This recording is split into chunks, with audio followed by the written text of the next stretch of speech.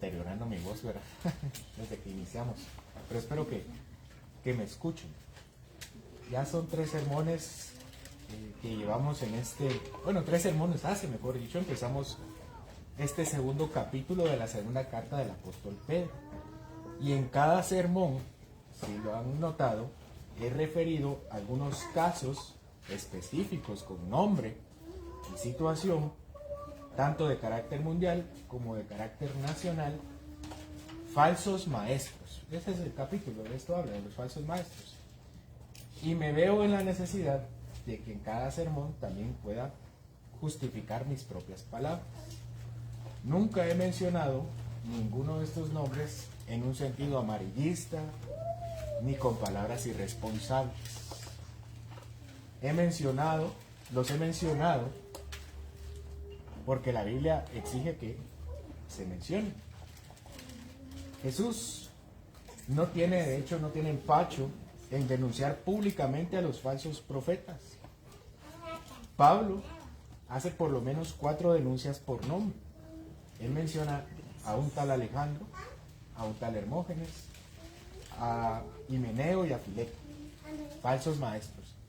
Y aunque la correspondencia generalmente era personal, por ejemplo, lo encontramos en la primera y segunda carta de Timoteo, la encomienda de Pablo era que después de leerse esa carta a la iglesia, se pasara leyendo a las demás iglesias.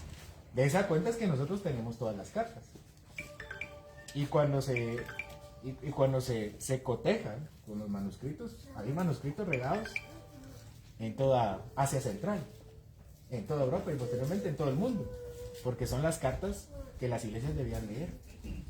Entonces, en cada ocasión que se juntaba la iglesia a leer las cartas, ahí estaban los nombres de por lo menos Alejandro, Himeneo, Hermógenes y Fileto, sin mencionar también los nombres que menciona Juan, el apóstol Juan. Entonces, el hecho de que yo haya mencionado algunos nombres, pues no es un antojo mío, sino es parte del mismo modelo, el modelo bíblico. Ya también he dicho que hay personas que tienen una falsa humildad, diciendo que no deberíamos denunciar a los falsos maestros. Y esta es una falsa humildad, porque esto es algo que no nos ha pedido la palabra. No nos ha pedido que estemos callados en este sentido. Nos ha pedido que seamos humildes y que lo hagamos responsablemente. Pero eso es otra cosa. Esta sería una actitud contraria a la voluntad de Dios, y de paso también es un pecado. Todo lo que es contrario a la palabra de Dios es pecado. Pablo le escribe al joven pastor Timoteo que tenga cuidado de 4 personas, de estas 4 personas, a la cual menciona por nombre, y le pide a Timoteo que cualquiera que siga las doctrinas de él y de otros falsos maestros, que los reprenda públicamente, y que levantara ancianos, y esos ancianos debían hacer exactamente lo mismo, reprenderlos públicamente. Es que el problema de los falsos profetas y los falsos maestros no es un pecado secreto, ese es el punto. Si yo peco contra mi hermano y le miento, yo tengo que ponerme a cuentas con él, y viceversa. Es un pecado privado. Uno no tiene que estar contando todos sus pecados a la iglesia. Ya se imaginan que no terminaríamos nuestro culto de testimonios, de malos testimonios. Pero los pecados públicos se tratan públicamente. Y el punto es que el profeta habla públicamente y el maestro habla públicamente. Debe reprenderse, de acuerdo con el apóstol Pablo, públicamente también. No es ser prudente si nos callamos. Eso no es ser prudente. No es ser humilde. Es ser desobediente y ser cobarde al mismo tiempo. Y la cobardía también es un pecado. De hecho, Pablo le dice a Timoteo que no sea cobarde, que sea valiente, que tome valor. También me veo en la necesidad de compararlo, por ejemplo, con los políticos. Hay personas que les gusta estar hablando mal de los políticos y mal de los políticos, sin que les conste absolutamente nada. Al menos en el medio donde yo trabajo se habla mucho de cuánto roban. Y la verdad es que no puedo decir que roben. No estoy diciendo que no roben, solo estoy diciendo que a mí no me consta. Y si alguien me dice a mí que un político roba, mi deber es decirle, de hecho se lo dije a un hermano una vez que me abordó, me dijo que tal presidente estaba robando. Yo le dije, si a ti te consta, tienes que ir a poner una denuncia al Ministerio Público. Si no te consta, no digas nada. Ahora, con los falsos maestros tienen su propio trato, ¿verdad? Si ellos enseñan públicamente, Pablo dice, eso no corresponde a ir a ponerle una denuncia al MP. De hecho, si voy a poner una denuncia de un falso maestro, me van a decir, mire, váyase. ¿Qué dice Pablo? Públicamente. Reprenda públicamente. Eso es lo que dice. Por eso es esta serie de sermones donde también me he dado la tarea de que la aplicación de cada texto, de cada porción, si se dan cuenta, cada porción es diferente. Mencionamos a alguien, una, dos o tres personas, porque es parte de las disposiciones bíblicas. Por eso me veo la necesidad de aclarar, porque también es irresponsable estar hablando mal de las personas, diciendo que son falsos maestros, cuando no lo son, o cuando no me consta. En cada ocasión que los he mencionado, también he mencionado que han hecho.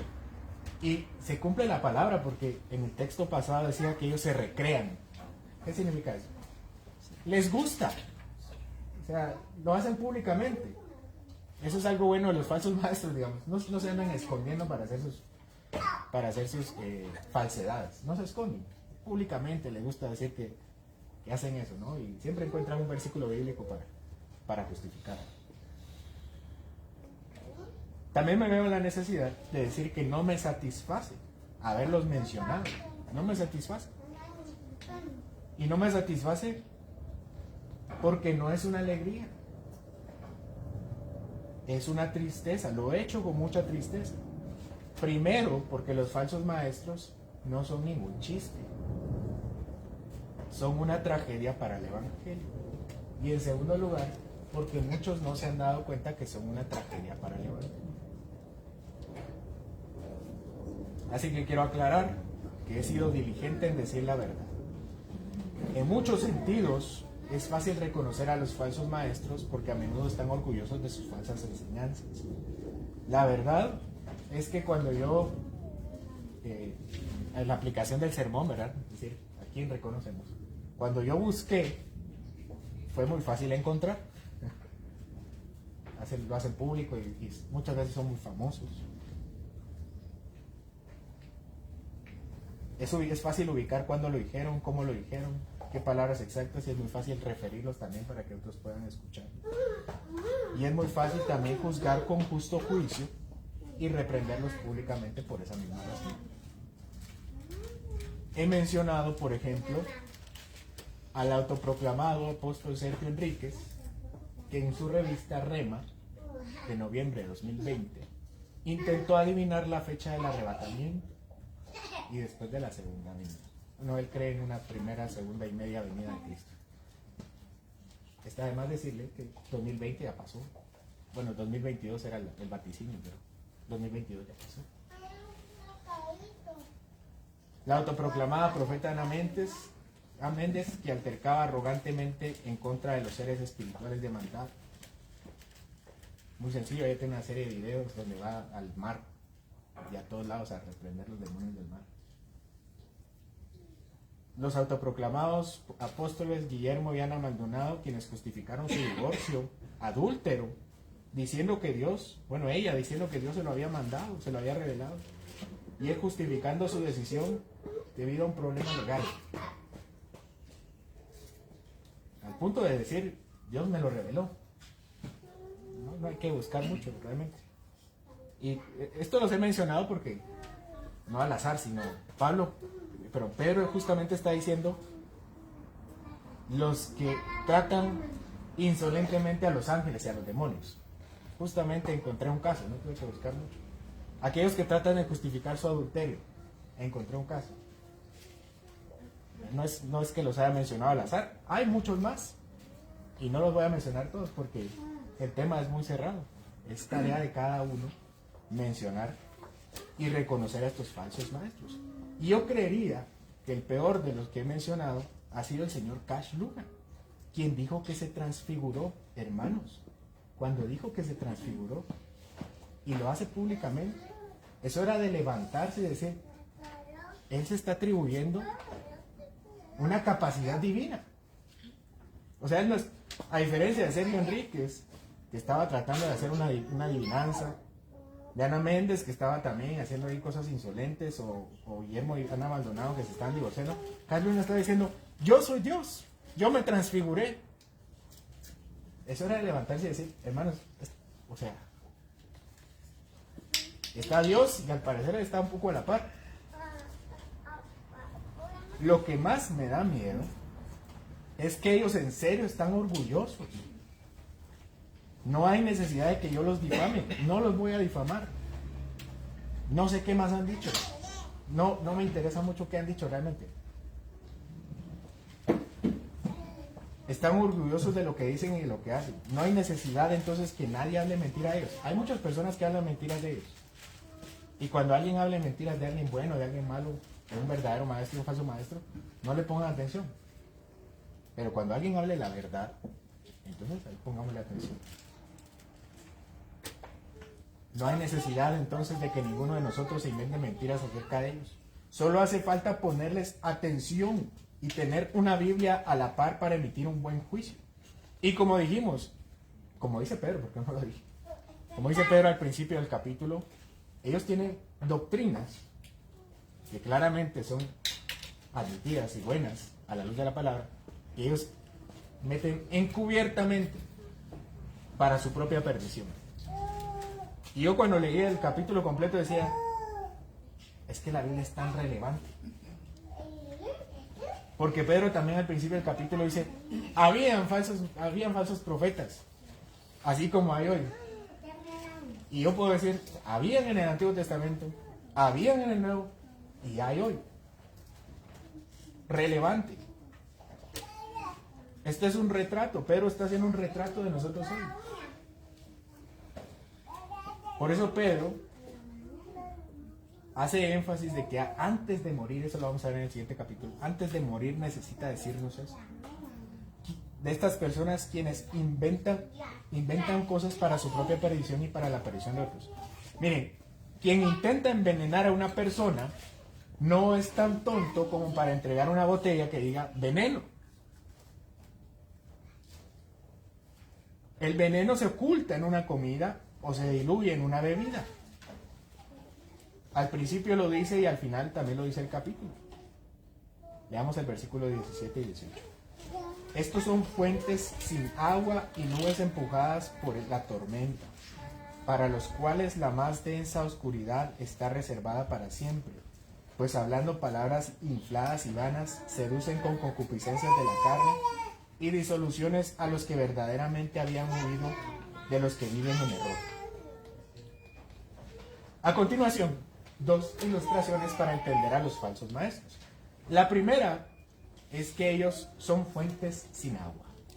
Dios se ha descrito a sí mismo como el agua que satisface la sed espiritual, pero al mismo tiempo describe a los falsos como aquel lugar donde no hay nada que extraer. Al mismo tiempo dice que son nubes llevadas por la tormenta. A esto les espera el juicio eterno. El texto dice oscuridad para siempre, pero debe entenderse como un juicio que es para siempre.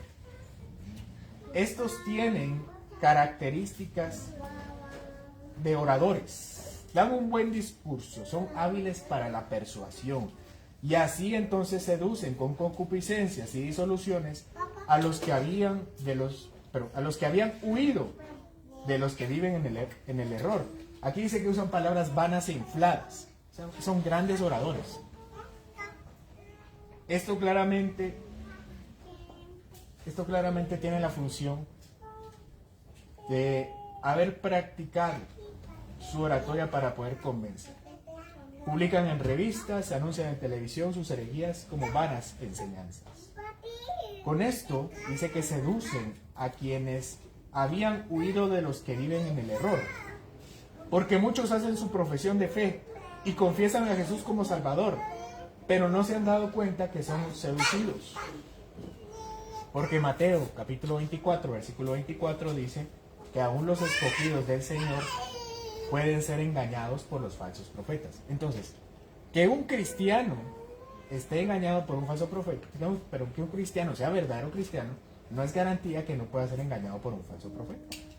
Nuestro Señor también lo dice. Ellos intentarán engañar aún a los escogidos de Dios.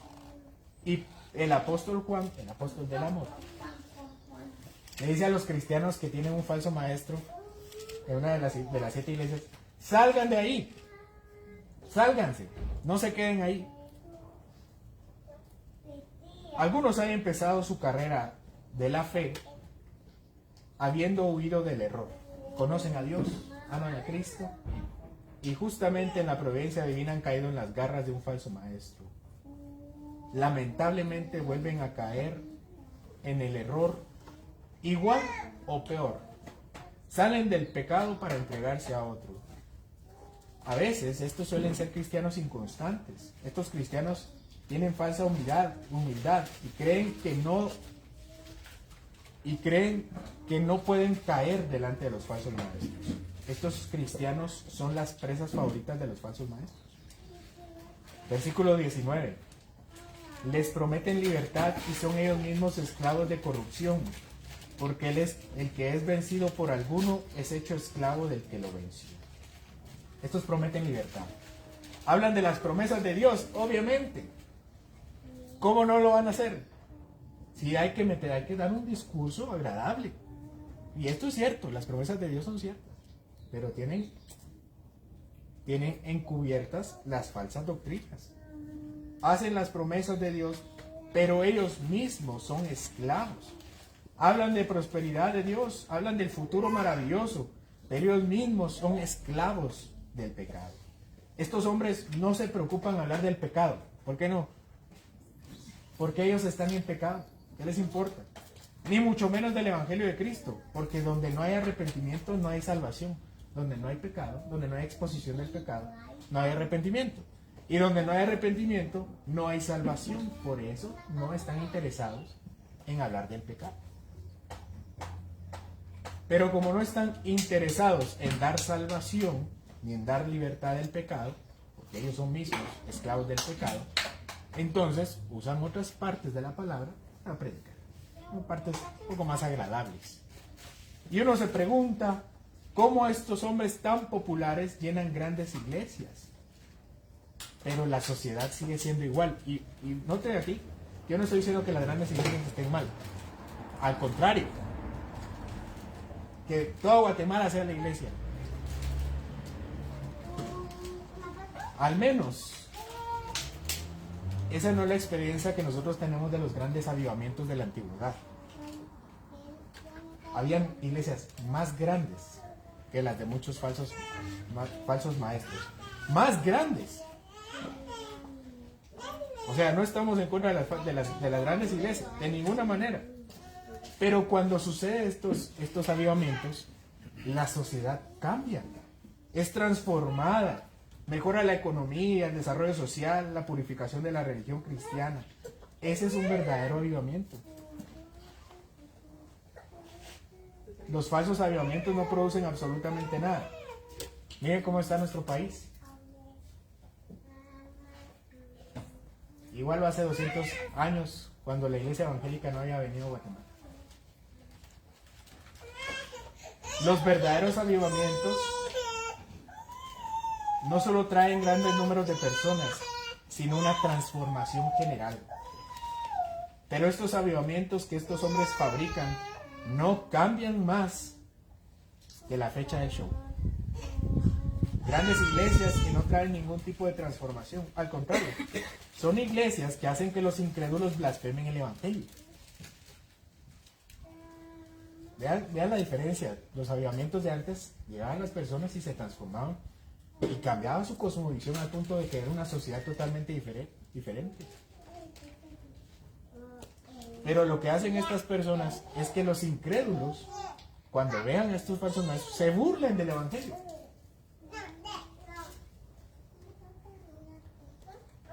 Había una secta llamada el Templo del Pueblo, de un falso profeta llamado Jim Jones.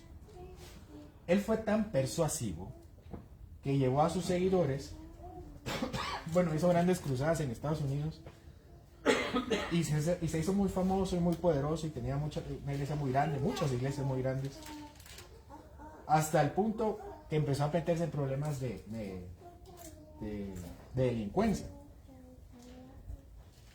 Y el gobierno de los Estados Unidos reconoció una organización delictiva tan grande dentro de la iglesia que lo empezó a perseguir. Él llevó a sus seguidores a Guyana.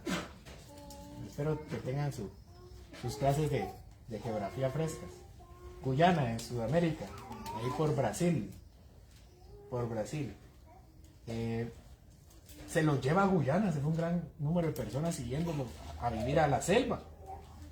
Y ahí hicieron su pueblo, una subida, y les prometían que iban a tener una gran vida. Imagínense las personas muy pudientes en Estados Unidos, ir a una selva a vivir.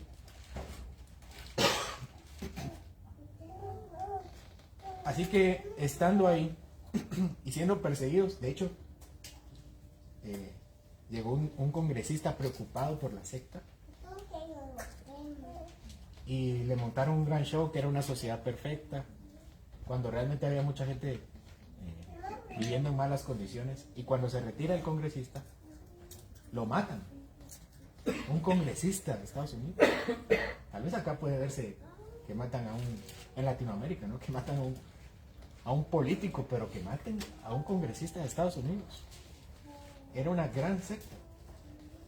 Y entonces Jim Jones, cuando se ve demasiado atacado por las personas en general y el gobierno de Estados Unidos, él toma la decisión de hacer un suicidio masivo. 600 adultos y 300 niños y bebés perdieron la vida. Él convenció. En serio tiene palabras vanas e infladas. O les recuerdo también la secta davidiana de Vernon Howell. Aquella persona, si se recuerdan, que les mencioné que se había casado con una profeta y tenía 70 y tantos años, tenía como 20, y había abusado de adolescentes, 9, 10, 11, 12 años. Y ellos vivían en Texas,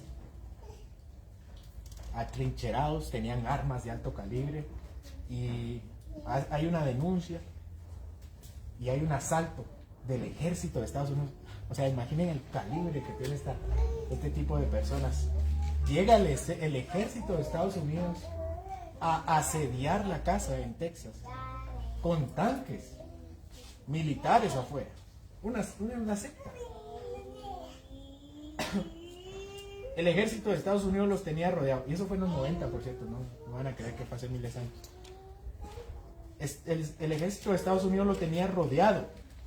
Y como ya no podían seguir sosteniendo su trinchera, incendian la casa y se mueren, o sea, se suicidan 76 miembros de la secta, incluyendo 20 niños pequeños. Una secta más. La secta de Heaven's Gate, la puerta del cielo. Esta era una secta dirigida por los esposos Marshall Applewhite y Bonnie Nettles. Ellos decían que Dios era un alien y que venía por ellos. Y vendría por ellos y también por toda su secta. Ellos tenían que recibirlo y eran los profetas. Ellos tenían que recibir la nave, ellos iban a ser los principales, esta pareja de esposos. Y de repente le da cáncer a ella y se mueren. Y todos en la secta quedaron pasmados porque según ellos la profecía era llevárselos a ellos dos y que ellos fueran los líderes.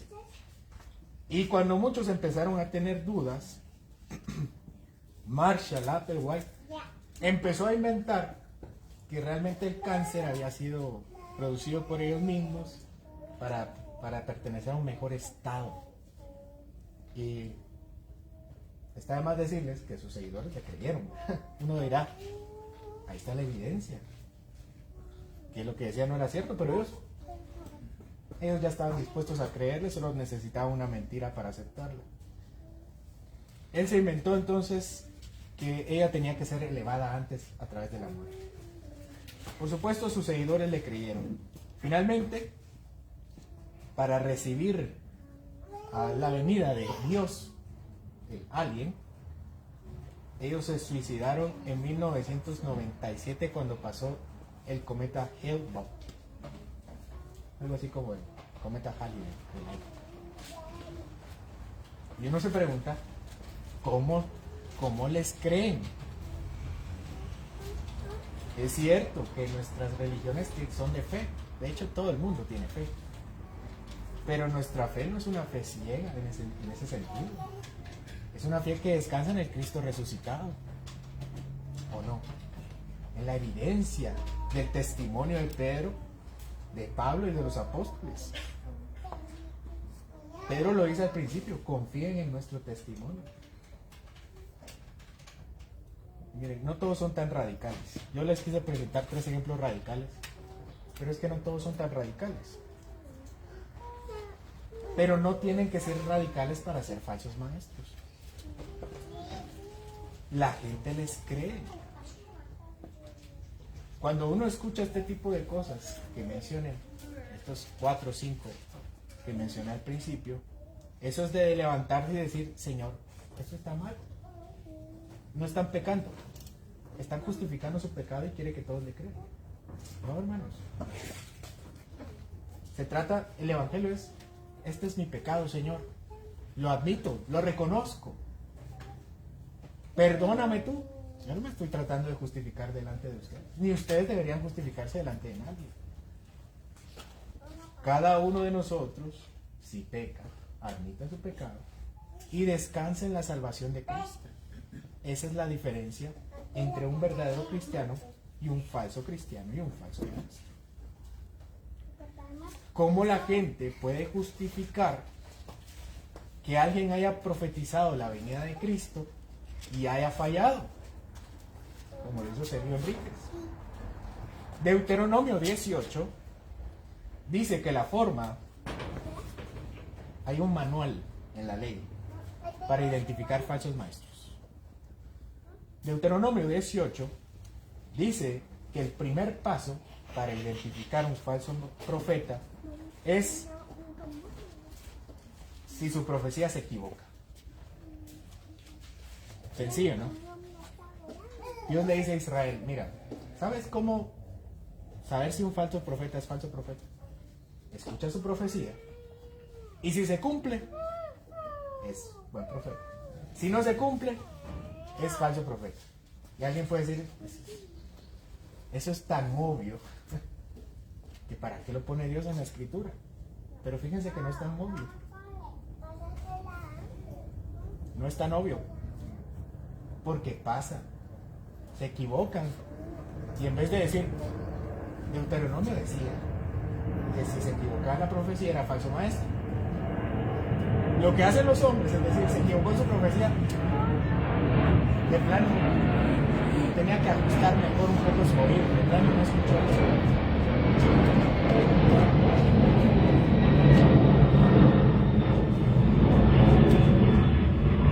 El mandamiento es sencillo, plano, llano. Si no se cumple la profecía, es falso profeta. Y tenemos a un señor predicando en zona 5, habiendo no dicho una, sino varias falsas profecías que no se cumplieron. Y la gente lo defiende. Lo peor de todo es que un texto similar, el Deuteronomio 13, le dice al pueblo de Israel, mira Israel, no consientas a los falsos maestros, no los escuches, no te compadezcas de ellos, no los encubras. Deuteronomio 13.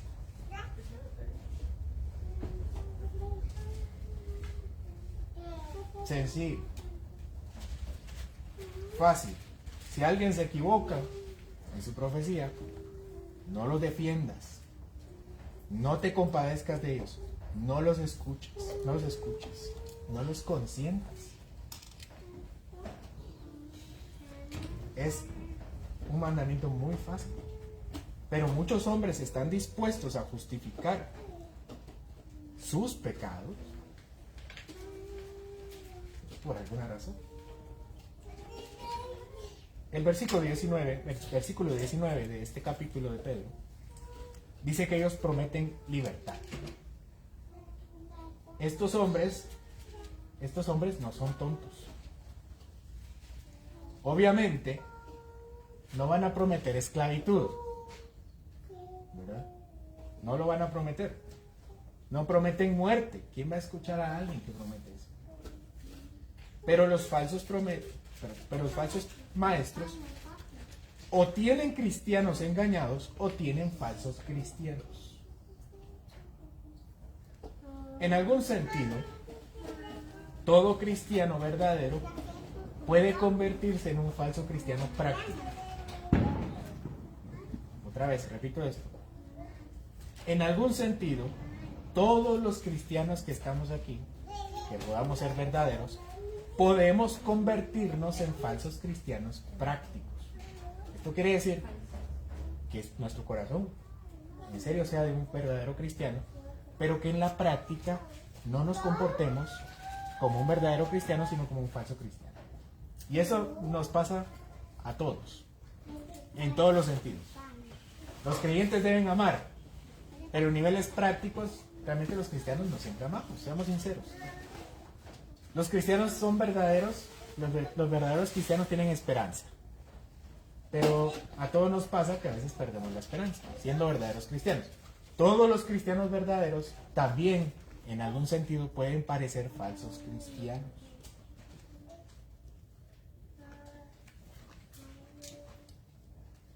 Dios salvará a los verdaderos cristianos en el día final, pero desperdiciarán su vida yendo tras los falsos maestros.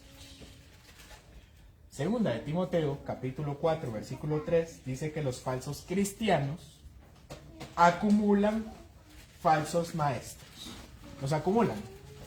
Tráiganlos. Yo los deseo escuchar. No tienen uno. Coleccionan falsos maestros. Los idolatran.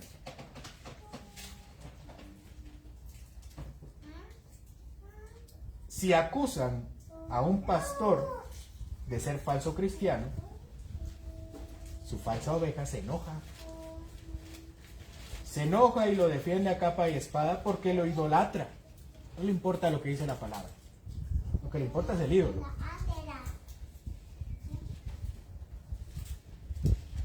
Esto trae el deterioro del alma. Un alma que no juzga a la luz de las escrituras. Es un alma que se encierra en una opinión personal basada en idolatría.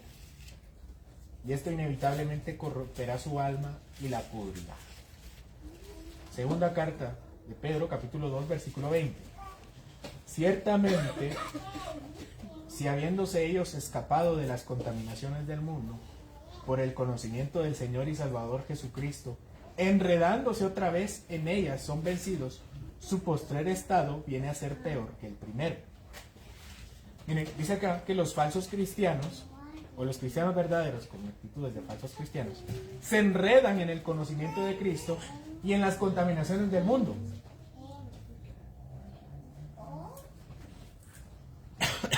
Los falsos maestros dan buenas enseñanzas y malas enseñanzas. Pero ¿qué pasaría si yo les tomara dos vasos con agua y les digo, hermanos, esta es agua pura y esta es agua de la reposadera? Vengo yo, tomo un pitcher y pongo los dos. Tomen, hermanos. Pero eso está... tiene agua de la reposadera. Pero también tiene agua pura.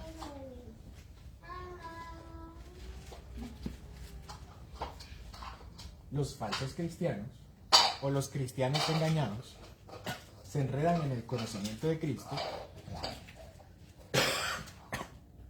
y en las contaminaciones del mundo. Se toman la bebida. Como tiene algo de verdad, pues también me trago la mentira porque no la puedo separar. Alguna vez conocieron a Cristo, pero rápido se ahogaron la palabra por no juzgar con juicio santo. Y su estado posterior se vuelve peor que el primero. Antes tenían sed, ahora se van a morir porque tomaron agua contaminada.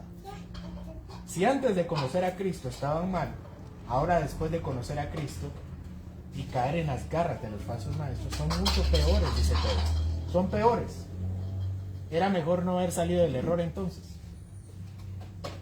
No les estoy pidiendo a mí que me crean. Yo no estoy aquí parado para que ustedes me crean a mí. Tampoco les estoy pidiendo que me sigan a mí. Les estoy pidiendo, hermanos, estudien la palabra. Yo no soy el estándar aquí de nadie. No pretendo hacer una iglesia con mi sello, ni meter a mi familia como dueña. Quiero que Cristo sea conocido entre los hombres, y cualquiera que contamine o interrumpa su conocimiento de Cristo, hay que quitarlo de en medio. Quiero que Cristo sea conocido entre los hombres, entre ustedes, que lo amen, que lo busquen. Y si cualquier persona puede interrumpirlo, que sean capaces para reconocerlos. Quiero que Cristo sea amado entre ustedes. Y si la gente me tiene que olvidar a mí, que me olvide. Como alguien alguna vez dijo, predica el Evangelio, muere y sea olvidado. En palabras de Juan el Bautista, es necesario que Él crezca y yo desaparezca. Yo les he dado las citas, les he dado la evaluación bíblica. Busquen por ustedes mismos y cumplan el libro de Deuteronomio. No consientan al falso profeta, no lo oigan, no se compadezcan de él, no le tengan misericordia, no lo encubran. Todos los falsos maestros tienen como objetivo cambiar el objeto real de la adoración. Un Dios distorsionado es un falso Dios. Nuestro Dios no es el Dios de ellos. El mismo Deuteronomio lo dice. Estos falsos maestros lo que hacen es invitar a adorar a un Dios que no es el Dios verdadero. No es el Dios que se revela en la Escritura. Porque lo que hacen es enredar la Escritura para que los cristianos cuando la lean no puedan entenderla, sino que la lean a través de sus ojos. Pues a mí no me interesa eso, lo que me interesa es que ustedes la lean, que ustedes la entiendan y ustedes la pueden interpretar y le pidan a Dios que les ilumine. Yo me puedo morir y me puedo ir y es necesario que cada uno de nosotros desaparezca, pero que su verdad prevalezca sobre todas las cosas. Versículo 21 y 22. Porque mejor les hubiera sido no haber conocido el camino de la justicia, que después de haberlo conocido, volverse atrás al santo mandamiento que les fue dado. Pero les ha acontecido lo del verdadero proverbio: el perro vuelve a su vómito y la puerca lavada a revolcarse en el cielo.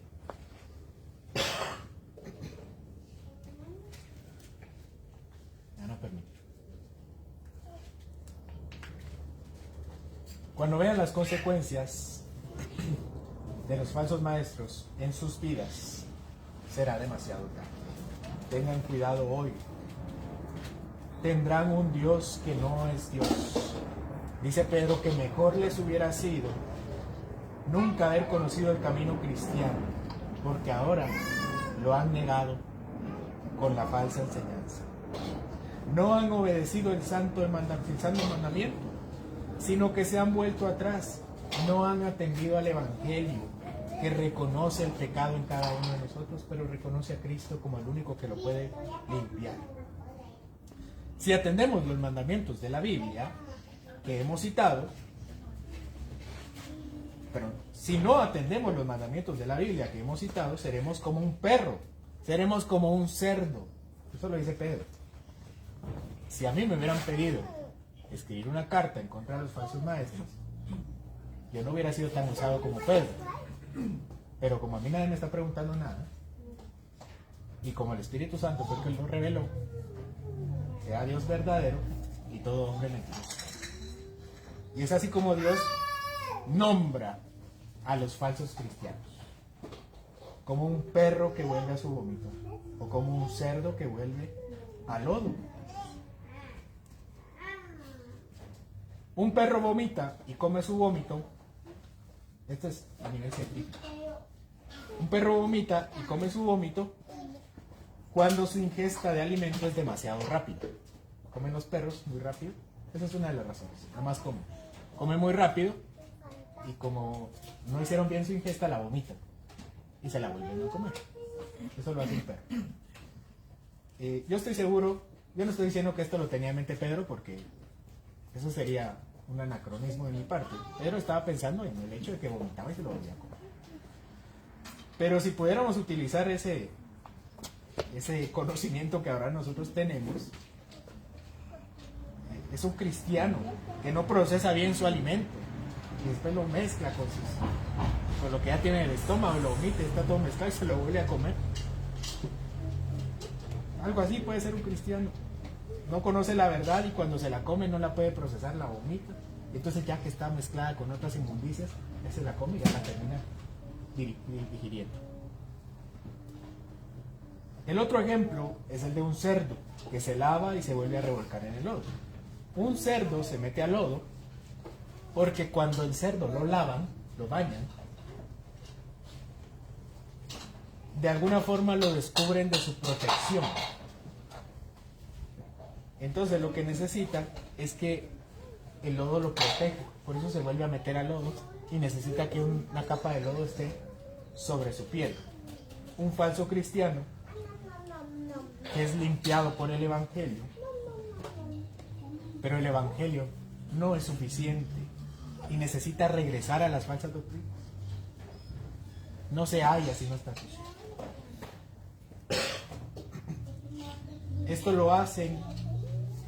Esto hace a los cristianos aún peor de cuando no eran cristianos. Hermanos, yo no conozco su corazón. Yo no conozco su corazón. Si el mío es engañoso, como dice la palabra, y me cuesta lidiar con el mío, definitivamente yo no puedo conocer su corazón. Conozco su testimonio. Yo sé que entre nosotros hay muy buen testimonio. Conozco sus obras. Y no estoy dudando de sus obras, al contrario. Yo esperaría, a la luz de todas las obras que se encuentran entre nosotros, que todos aquí seamos cristianos. Créanme que yo no digo a este hermano, como que no es cristiano. De ninguna manera, hermanos. Todos aquí han dado buen testimonio delante de mí, que son hijos de Dios. Pero, siendo verdadero con la palabra, yo no conozco sus corazones. Y ustedes no conocen el mío. Por eso es necesario hacer este tipo de advertencias. Yo no puedo asumir que ninguno de los que está aquí es cristiano verdadero. Yo espero y creo que todos sean cristianos, pero no puedo darlo por sentado. Así que si alguien aquí entre nosotros está en un romance espiritual con las enseñanzas de los falsos maestros, sepa que su alma se deteriorará, su alma se pudrirá, como lo dice acá. Deben arrepentirse de sus pecados y volverse a Cristo y a su verdad y a su evangelio. Debemos empezar a dejar de justificarlos y defenderlos y empezar a defender a Cristo Jesús. Todos los hombres pueden desaparecer. A mí me pueden difamar, y que lo hagan, que no lo hagan, me tienen indiferente. No porque sea demasiado humilde, sino porque es que nuestro objeto debería ser que Cristo sea exaltado. En una ocasión, un falso maestro, un falso profeta, un autoproclamado profeta, que tiene un público muy grande, un canal de televisión, hizo una profecía acerca de quién iba a ser el presidente de Estados Unidos en la última elección. La última, el que tiene ahora el presidente de Estados Unidos. Y eso me recuerda también la última ocasión que alguien le dijo que era profeta y que la señora Sandra Torres iba a quedar y ya va la segunda vez y no quedó, ¿verdad? Algo así. Pues vino alguien, hizo una declaración pública para las últimas elecciones y dijo que Donald Trump iba a ser presidente de Estados Unidos. No tengo que decirles que se equivocó, ¿verdad? Es el presidente Biden el que está en este momento. Él vino y públicamente se reconoció como falso maestro y falso profeta. Y dijo, el Señor no me habló, yo mentí. Yo pensé que me había hablado y me arrepiento públicamente. Eso es lo que dijo. Eso lo leímos nosotros en Zacarías. Si alguien profetiza, que su padre lo ponga en su lugar y que regrese al campo, porque de ahí es. Él no es profeta, no ha sido llamado como profeta. Para gloria de Dios, este hombre reconoció públicamente. Es que eso es el evangelio, hermanos. Ese es el evangelio. Y gloria a Dios, porque él se identificó a sí mismo como un falso profeta. Y en ese momento que se arrepintió públicamente, él conoció el verdadero evangelio de Cristo, donde no tienen que estarse defendiendo a sí mismos ni estar justificando sus malas enseñanzas. Lo que tienen que hacer es descansar en la sangre del Cordero.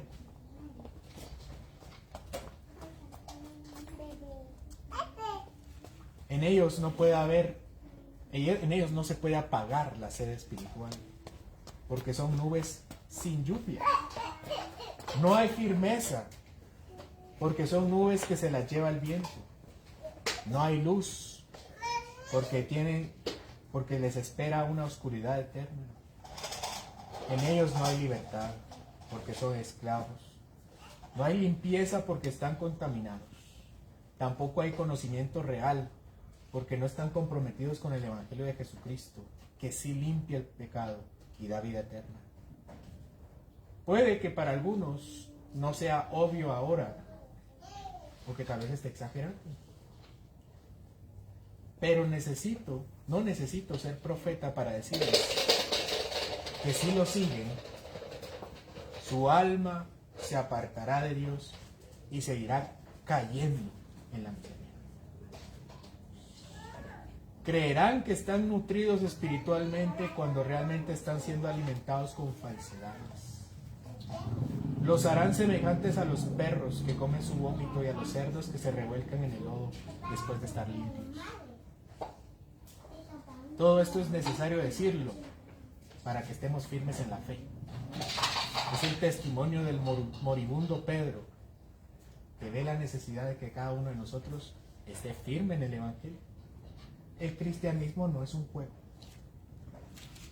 La salvación de los hombres no es ningún pasatiempo. Esto es la vida y la muerte. Busquen la vida de Jesús. Busquen la vida de Cristo, cada uno de los que estamos aquí. En Cristo hay agua que apaga la sed, firmeza que resiste los vientos, luz eterna, libertad del pecado, limpieza del corazón y conocimiento del Dios verdadero, al cual yo deseo que todos ustedes amen. Amén. Señor, venimos delante de ti con mucho temor y temblor, porque tú nos has dado estas palabras tan graves para la salvación de los hombres. Te pido, Señor, que tú veas y examines nuestro corazón para ver si alguno de nosotros está juzgando hipócritamente. Primeramente yo, Señor, quien estoy delante de tu pueblo. Y también, Señor, te pido y te ruego por mis hermanos que me acompañan. Estamos reunidos delante del trono de la gracia para recibir el perdón. Te pido que tú puedas poner en nosotros sabiduría, inteligencia, el amor por tu palabra, Señor, porque hay cosas que son claras y llanas, pero es nuestra propia dureza la que nos impide ver la realidad. Te pido, Señor, que los hermanos que estamos aquí reunidos no me crean a mí, Señor, que lean la palabra y tú háblales a su corazón, a su espíritu. Dale sabiduría, porque el que la pide la recibe abundantemente y sin reproche. Te pido, Señor, tú también que nos perdones a nosotros si hemos sido convencidos, persuadidos, interesados en alguna falsa enseñanza, en lugar de ponerle sus restricciones.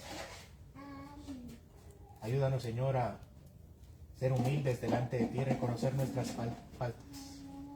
Y así como tú diste arrepentimiento a este predicador para reconocer que había fallado determinar quién era el siguiente presidente de Estados Unidos, así también tú muestres tu luz a aquellos que han blasfemado tu nombre a través de sus falsas enseñanzas. Ten misericordia de ellos, Señor, y ten misericordia de las personas que lo siguen. Ten misericordia de los cristianos que están, esos cristianos verdaderos que están siendo engañados. Muéstrales la luz, Señor, la luz de Cristo. Quita los ídolos de su corazón. Y ayúdanos también a nosotros a hacer luz, a predicar la verdad del Evangelio. No tenemos, Señor, la necesidad de atacar a nadie. Simplemente con el hecho de velar las verdades y predicar a Cristo resucitado, que sea suficiente, Señor, para que tú puedas convencer a los hombres. Bendice tu palabra, Señor. Gracias porque nos has dado esta revelación tan dura, que aunque nosotros podamos creer que es demasiado, es la medida justa que nosotros necesitamos. Que seas tú veraz, Señor, y todos nosotros mentirosos, si no cumplimos como tú has revelado. Ten gracia, Señor, a tu pueblo. Perdona nuestros pecados. Por el nombre de Jesucristo lo pedimos. Amén.